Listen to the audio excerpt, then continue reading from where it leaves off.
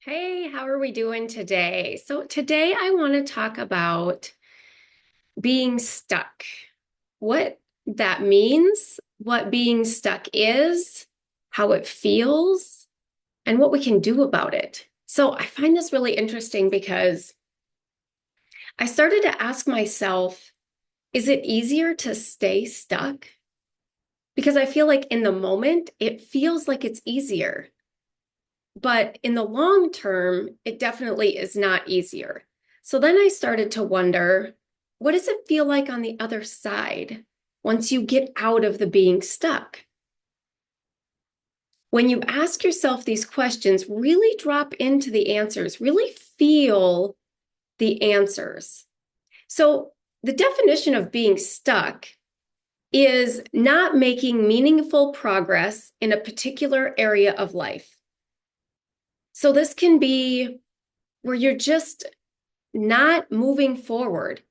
You're not progressing. You're not improving. You're not moving, right? You're stuck in one spot. And it can feel like a hamster wheel. It can feel like you're stuck in the mud. It can feel like there's something just like pulling you or keeping you in place. And when that happens, we have to get really curious about what it is that we're actually thinking and feeling. And then what's keeping us there?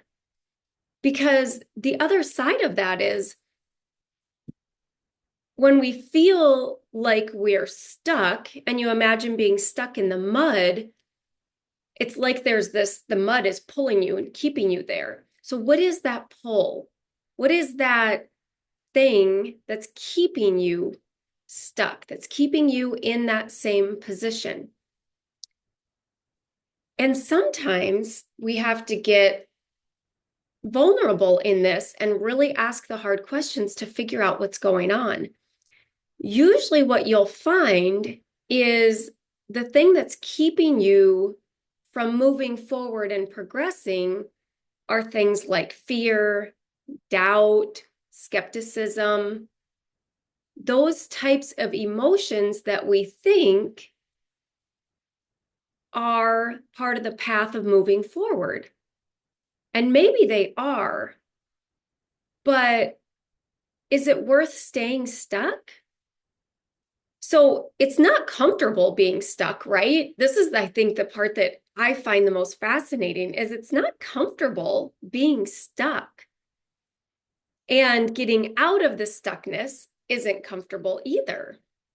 But we choose, and I want to make sure we're clear about this, we choose to stay stuck because it is a choice. There isn't actually some kind of suction cup or mud or quicksand keeping us where we are.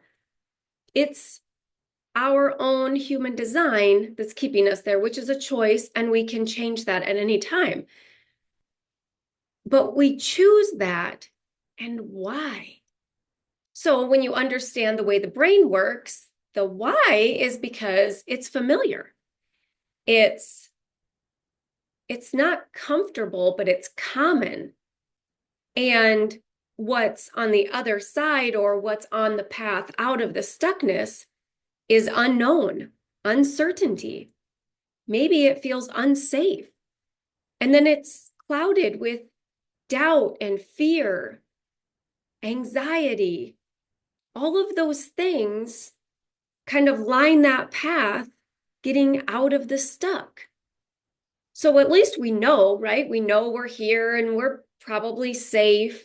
It's uncomfortable, but that's probably worse, right? We rationalize that in our head. But when you imagine what it feels like on the other side, you've gotten out of the stuck. You've taken the path, you've gone through the fear, the unknown, the anxiety, and you've gotten to a place of movement, of growth, of expansion, of doing things, of moving. First of all, our human design is such that we crave this in our life. We don't want to stay stuck. That's why we're uncomfortable in the stuck. So we want that, we crave that. that evolution of us, that ever-changingness, the learning, the growing, we crave that. But there's some unknown there, so we shy away from it. But imagine on the other side of the stuck, what it feels like to be in motion, living with purpose, having intention in your life, setting goals, achieving goals, deciding what you want and going after it, what that would look like. Because that is the opposite of being stuck. So when I was looking up these definitions, which I love to do because I think it's so interesting to actually see it articulated in different ways, the opposite of being stuck is to live a life on purpose. And that is what my promise is as a life coach, is to help you live your life on purpose, which is the opposite of being stuck. And when I was doing research on like what is the most common struggle that women look up or search for on the internet that they search help for, the number one thing is being stuck or feeling stuck. And that fascinated me, right? And then I started to kind of look at my own life and I thought, I feel stuck in some areas. I feel like I can't get out of this rut in certain areas. And when you understand the way the brain works, you understand that this comes from how our brain is designed, and it's designed for efficiency and comfort. And if it's known and it's on repeat, then it creates this rut. Truly, you've heard the phrase that what fires together wires together. And so when you have that literal rut in your brain, it's hard to break out of that. And so you get stuck, literally and figuratively, stuck in something that you don't want. And really, that's what this is. It can be in any area of your life. So it could be in your daily routines. It could be in your relationship with your partner. It can be in your career, your health. And you just get stuck in these ways. And what that's made up of is a collection of thoughts and a story that we tell ourselves. So a few weeks ago, we talked about what our story is and that collection of thoughts that we tell ourselves. And that's part of this being stuck, is we're telling ourselves that same story. And that's why I want to make sure we all understand that these are all choices. We choose to stay stuck because we can move, we can do or go and change, but we don't. And I think sometimes when we get so comfortable in the ruts, in the stuck, that we don't realize that it's a choice. We don't realize we're choosing this on purpose. And maybe it's not on purpose. We just know that we're feeling stuck or uncomfortable and we're not sure why. We're not sure how to change it. And we're not even sure exactly what that means. Like, if you had to define it to someone, I can tell you that when you sit down with a coach and you define that or describe it and you explain it to me, I will be able to help you tease out all of the pieces that are the things that you can change. And just having that clarity can just be a major aha moment, right?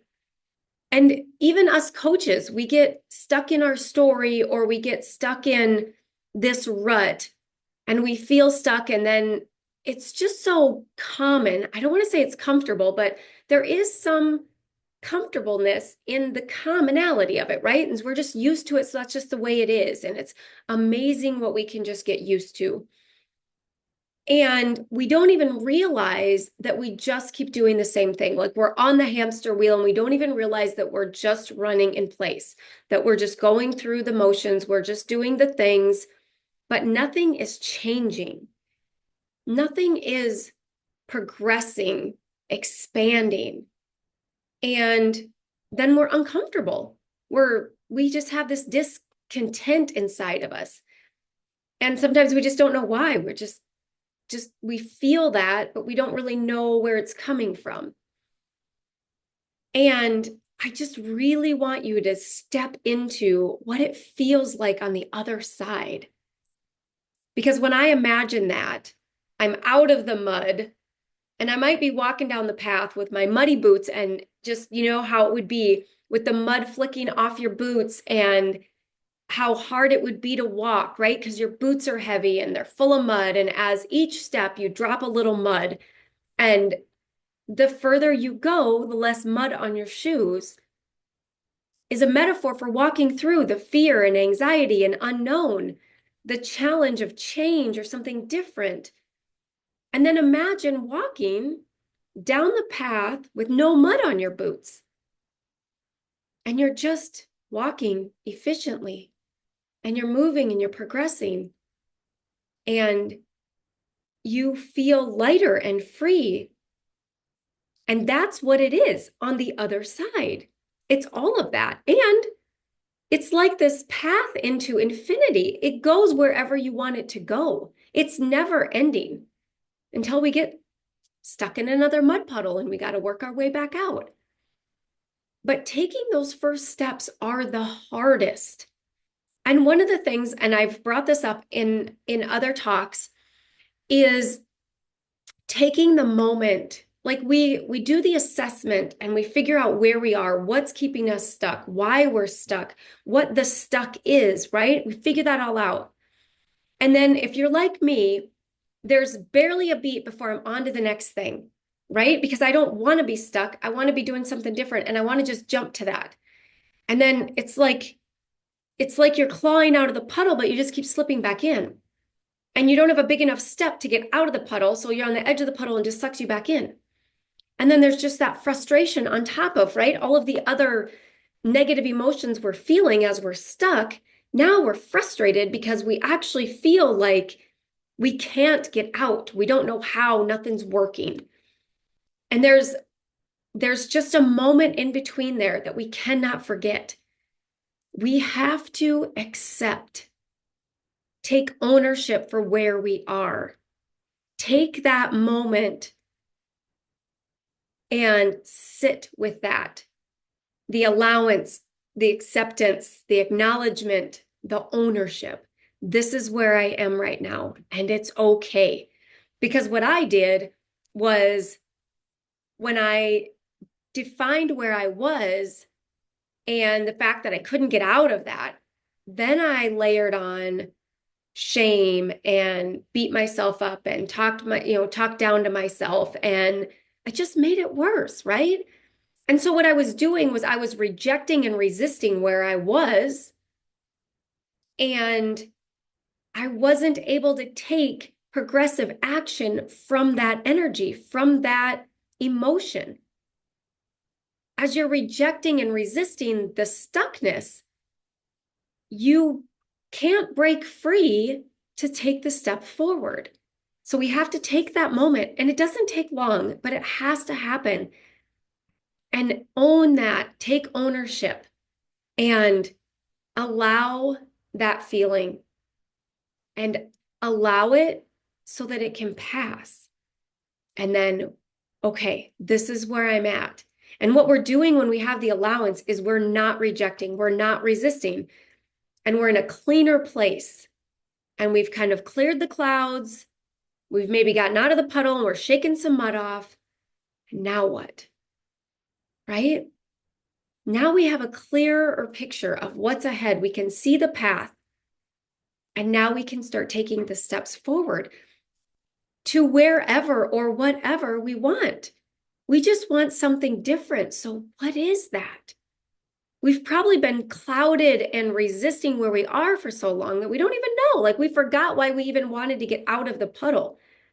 Where are we even trying to go? I completely forgot. I've been just flailing in this muddy puddle for so long that that's all I've focused on is the puddle, the stuck, how I feel now and how much I hate it and how much I resist it and reject it. And all of that is consuming all of my energy. So back to my original question. Is it easier to stay stuck when you realize all of the energy that we inadvertently pour into being stuck and staying stuck. It doesn't seem to be easier, right? It doesn't seem like that would be the easier choice. But we don't realize maybe that it is a choice. We don't realize how much energy it takes from us. Because on the other side, when we clear the mud and we clear the clouds and we make decisions and we live intentionally, we live with purpose, that energy creates more energy because we're producing, we're evolving, we're changing, we're moving, we're creating momentum. A body in motion stays in motion. So it's just easier. It's more efficient. And there's struggles and there's pain and there's challenges and there's discomfort and there's energy needed, right? But it's different.